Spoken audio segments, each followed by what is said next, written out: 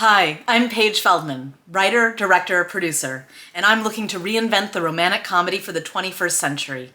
And here on this YouTube channel, I'm looking to share my process with all of you, writers, filmmakers, creatives, anyone who loves telling stories. Today, I want to talk about a question that you need to know the answer to, especially before you go into a meeting about your work with someone who wants to buy it or distribute it or edit it. Because if you don't have a clear answer to this question, and you don't know the answer to this question for the people on the other side of the table, the people who want to give you money for your work, everyone's going to be disappointed in the end result.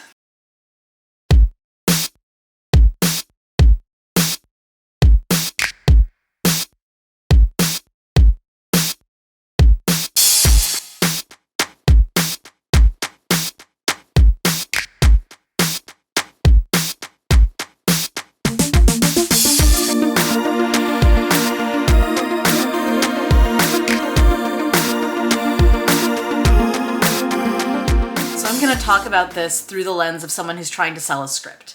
But this question and these general tenets go for anybody who's trying to sell any of their creative work. But for those of you trying to sell a script, it'll be especially relevant because hopefully some of you know at least how good it feels when a producer or an actor or a director or anybody tells you, I love your writing, I want to make this, let's do it. And it's so hard to not immediately just say, yes, let's go. But there's something you need to consider even before you start getting into contract negotiations. And that's this question, which is what type of thing do they want to make out of your script? And I'm not talking about like movie or TV show or limited series, although that is a question if they want to change the format. But in this case, I'm talking about a more intangible concept. It's somewhere in the intersection of a comp title, comparative title, and tone, and plot. It's how Deep Impact and Armageddon are both asteroid movies, but they are both very different asteroid movies. Beyond just their general conceit, you're not going to confuse them. They're each two different types of things. Deep Impact is a more meditative and emotional film, and Armageddon's straight up action with sexy animal crackers. And in order for a successful collaboration to occur, you and this producing team, this actor, this director, need to be aligned. I'm sure as a writer especially, you're thinking, I have written my entire story down on the page. How the heck can anybody mistake what I'm trying to do here? I'll give you an example and show you the way that mistakes can't be made. So let's say you wrote a story about a boy who meets a ghost girl, and they have a little acquaintance, they become friends, and there's even a little romance between them, a little supernatural romance.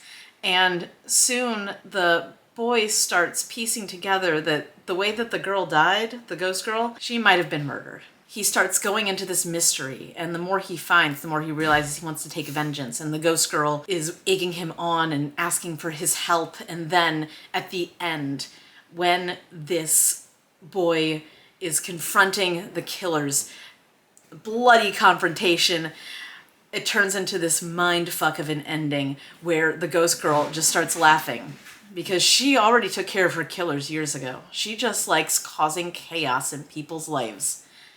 That's the way that she wants to spend her afterlife. Now, I want you to sit here for a second. I want you to think about what part of that story connects to you the most. What's the thing that's going to drag you into the theater? Is it the romance? Is it the supernatural element, that the fact that he's friends with a ghost? Is it the mystery? Is it the weird ending where everything is just kind of nihilistic and bloody? Think about that. Have your part. Okay. Now, imagine that a producer has an exact different part that they like. That the thing they connected with. Let's say that they connected with that romance, but your favorite part is the nihilistic ending. You like Memento, and he likes Twilight. Let's say you've said yes before you figured out this disconnect. And the producer asks you for rewrites that involve giving this ghost girl and the boy a happy ending, that make the ending less bloody. And suddenly If you don't do it, you're going to risk losing your investment in your film. You're going to risk this not going forward. You feel like there's a sunk cost there, and if you just do it, it'll be fine. But your heart's not in it, and this isn't the story you wanted to tell. And then this discontent kind of ekes into the writing. Maybe you try to add some nihilism, but it gets twisted out because the producer finds a director who really loves the romance too, and is casting actors for chemistry, for romantic aptitude, rather than their desire to be in a violent, weird, mind-bending film. And suddenly, the movie that you've written that you love has no remnants of the things you loved about it. I've seen it happen, and it's really rough. You need to figure out whether the producer, the director, the actor is on the same page as you before you move forward. They don't have to be in the exact same area. They don't have to want to make the exact type of thing you want to make. Let's say in our example that you meet with a director who says, oh, the mystery is really twisty. I love the twistiness and I love the bloodiness of the ending. He loves mystery and violence. Now, your thing is this nihilistic ending. That's your thing you love. But the fact that the director sees the mystery as mind-bending and twisty, that aligns with the mind-bending ending. And the violence that he loves, that aligns with your violence as well. So you might get some notes where you want to add more twists to the mystery or something, but that's going to enhance the thing that you love about the script and not take away from it.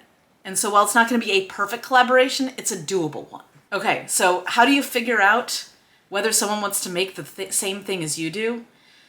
It's difficult to just say, like, what kind of thing do you want to make? Because they're going to start talking about, like, oh, this script is so good, I want to make this. The best question to ask to figure out what kind of thing this person you're meeting with wants to make is, what do you love about my work? And then through the compliments that are going to feel so great, just take a beat, hear what they're saying. If they start complimenting the romance, you know that they're thinking about this film as a romance. But if they start complimenting the weird, twisty aspects of it, you know that you're on the same page and you can move forward. So remember this question: why do you love this, and what type of thing you're going to make? And you will do just great when you're going into these meetings. I love sharing my experience as an exec with you all, and if you like it too, please hit the like button because it'll signal to me that I should be making more of this kind of content. Thanks all so much for your support, and I will see you next time with another episode of Cake Fight Presents.